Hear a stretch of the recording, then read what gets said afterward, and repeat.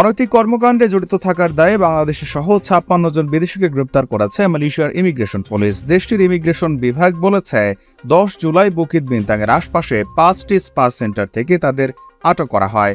১৪ July immigration মহাপরিচালক Datuk রাসলিন বিন জুসা এক বিবৃতিতে বলেছেন, একটি দোতলা দোকানে অভিযান পরিচালনা করে ৫৬ বিদেশি নাগরিককে গ্রেপ্তার করা হয়েছে।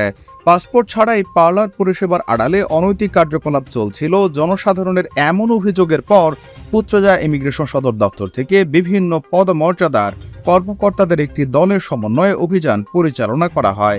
রাসলিন বলেন, অভিযানে ২০ জন পুরুষ এবং ৪১ জন বিদেশি নারী এবং ৩০ জন স্থানীয় নাগরিক সহ মোট ৯১ জনের কাগজপত্র পরীক্ষা করা হয়। এর মধ্যে বাংলাদেশ, মিয়ানমার, থাইল্যান্ড ও সুদানের নাগরিক সহ ৫৬ জনকে বিভিন্ন অপরাধে গ্রেপ্তার করা হয়েছে।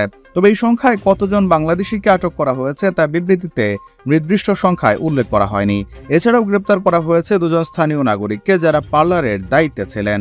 রাসলিন বলেন, আটক বিদেশি নাগরিকদের বিষয়ে অধিকতর তদন্ত এবং ব্যবস্থা গ্রহণের জন্য বুকিত জলিল ইমিগ্রেশন ডিপো